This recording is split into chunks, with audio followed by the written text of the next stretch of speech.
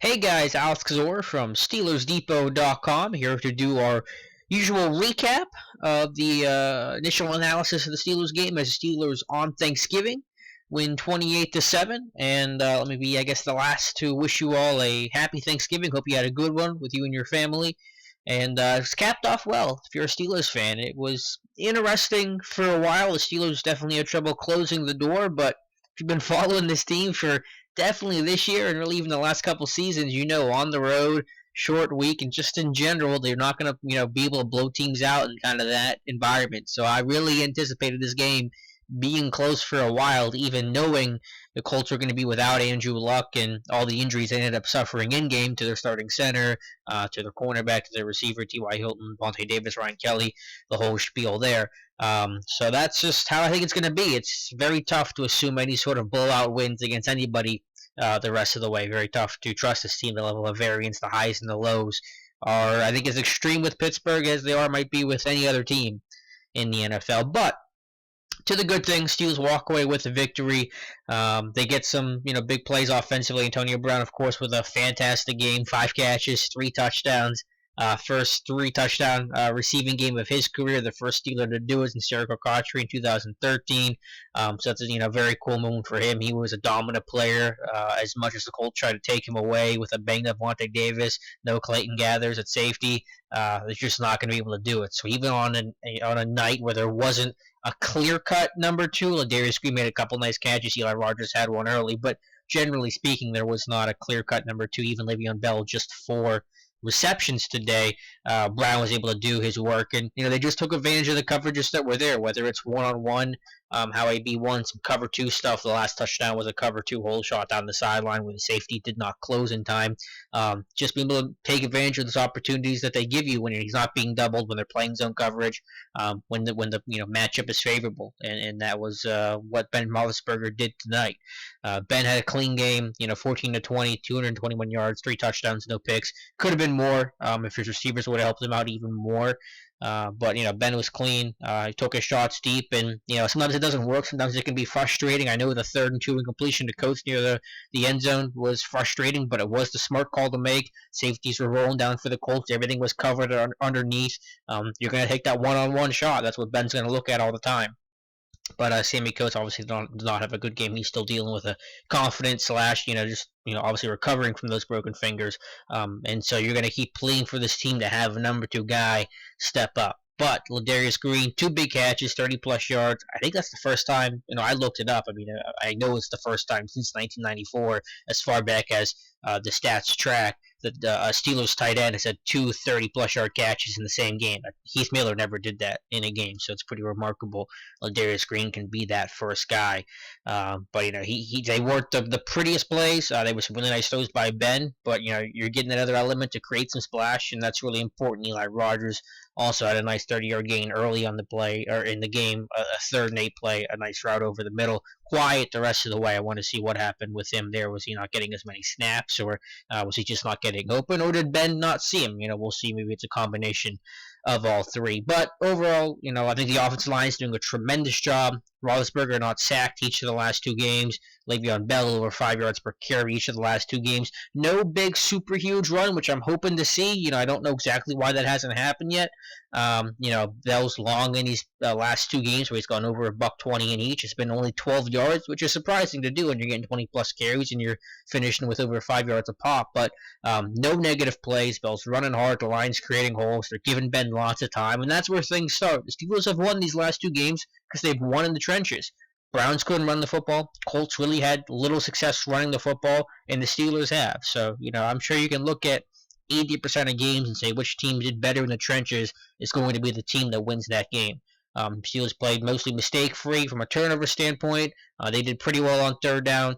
Colts did well on 3rd down as well, but they were more mistake-prone and missed some crucial opportunities, some 4th down misses. The Steelers played great red zone defense as they have all season long, and that was really the matchup to watch. The Colts had the Colts had the best red zone offense at home this year. They're scoring at an 85% clip. Now, of course, not having Andrew Luck throws a monkey wrench into that, but the Steelers had the best red zone defense this season.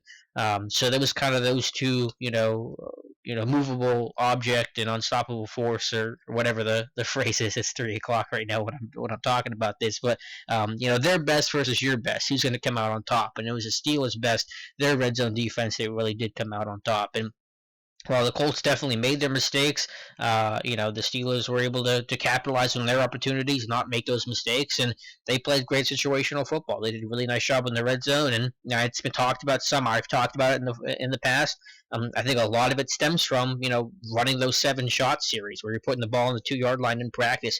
Basically, the first thing that they would do as a team in every single training camp practice, and I think they do it throughout the season as well. They want to be a great, big play on the line kind of team, and they've been showing that time and time again. Their red zone defense has been fantastic. So while this defense certainly has its warts, and the Colts made some mistakes, and that could have changed the whole kind of complexion of the game, they're still true to that element of playing great in the red zone. And I don't know exactly why it is. I don't know exactly why it changes. I think that part of it is good coaching. When things tighten up in the red zone, your coverages change some. So credit to that. There is obviously the how much tougher it is for offenses when you can't throw the football vertically as much. But it's been good run defense. It's been just being able to make plays in the football. And I think it's just it's the calling card for this defense this year. So they had good red zone defense. They created some splash, and that's the key for this defense to succeed, is be able to create some splash and have some a good deal of red zone success. So that was kind of the main point to take away from the defense today. It was a good win. It was the win the Steelers had to have. Maybe not had to have, but man, you're going to feel a whole lot better about it to get above 500 now. And now you're going to see a lot of pressure on Baltimore and see how they can respond this weekend. If the Bengals lose, and they're definitely done for the season, the odds of them doing anything AFC North seem pretty unlikely right now. But just to kind of finish that off, which we'll see what happens this weekend. So it's a great win to do it on a short week like that. It wasn't the prettiest. Again, the Colts definitely had their opportunities to make this interesting. But when you're on a short week, when you're on the road, whenever you've had some of the injuries the Steelers have had, of course, you can't really complain about that, I guess, considering what the Colts had to deal with. But it's never going to be a pretty game. They're difficult games to win. We've watched Thursday Night Football before. They're generally sloppy games. I didn't think the Steelers were super sloppy today. I thought the Colts were a lot sloppier, and that's a byproduct of coaching, I think. So you want to talk about preparedness, you kind of look at overall sloppiness of play. I think the Steelers overall were cleaner. Still some things they had to work on. They were the more penalized team today by a pretty wide margin, I think 7-2, and the yardage was pretty extreme as well, as you can imagine. So some issues there. Some of the special teams play was below the line to kind of steal the Tomlin term, but just overall, generally speaking, I think they were, in a lot of regards, offense, defense, the cleaner team. And to do that on a short week, I think whenever you win trenches and you're the cleaner team in general on that short week is what's going to win you football games almost every single time. So I don't, I know it's a very cliche way to look at it. I don't care how much you win by with the way this team has been and how up and down it's been. I just care about winning football games right now. I'm not going to worry too much about I do worry about exactly how it came to that point, but I'm not going to, in the moment, look at it and say, man, they could have beat them by a whole lot more. I'm just happy to get a victory, because obviously the Steelers have lost games that they should have won, and you thought they could have won by a lot, and it just turns out to be a loss and a total kind of deflator. So just happy for the victory. You move on. You have a generally favorable schedule ahead. Of course, again, for Steelers, that only means so much, but you're getting the wins that you need to get and putting yourself in a position to win the AFC North. And as we've said it before, that's probably going to be the only path to make the playoffs, is to win the AFC North. I suppose there still is a chance you could get a wild card spot if something happens kind of wonky out in the AFC West with Denver and Kansas City and Oakland. But the focus, of course, right now is the AFC North. That's your first goal coming into the season: win the AFC North, go to the Super Bowl, win the Super Bowl. So that's your first step, and the path is there. So hats off to Pittsburgh for doing that on a short week. Thanksgiving is a tough situation, I'm sure, all around. So get the victory. That's all you're worried about. I think the team came out relatively healthy as well. And hopefully some of those guys that got banged up a little bit, Hargrave, Foster, Mitchell, Mike Mitchell had a heck of a game. We read about that in our winners losers. That was probably the best game Mike Mitchell played in a Steelers uniform. But I know I've been kind of bashed a little bit for talking up Mitchell too much and being too high on him, and I get he's had he was coming off a rough stretch a couple weeks ago, especially that Baltimore game. But I think you saw tonight why Mike Mitchell is so valuable for this team, and tangibly, and I think there's a lot of intangibles that he's had as well, and we've talked about that. But I'll wrap this video up.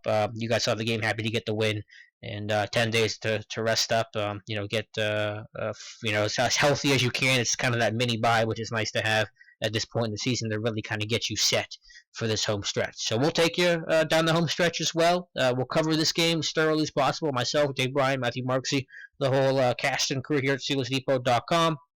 And get you ready for the Giants. Yeah, the Giants coming up this upcoming Sunday, a week from this Sunday. So I hope you guys had a great Thanksgiving. Capped it off with a great win over the Colts on Thanksgiving night. Be sure to check out Steelers Depot throughout the week. Comment on our winners losers section. Go look at the stats of the weird. Some really, really cool stats of the weird in there. I have some good film review coming up on AB this morning. It's either up or it'll be posted shortly. You guys know the drill by now. Matthew always does fantastic work. Dave will have a lot of recaps about some of the quotes and stuff out of the locker room as well. So be sure to check us out. Let me know your thoughts on the game, and we'll talk to you soon. Thank you guys for watching.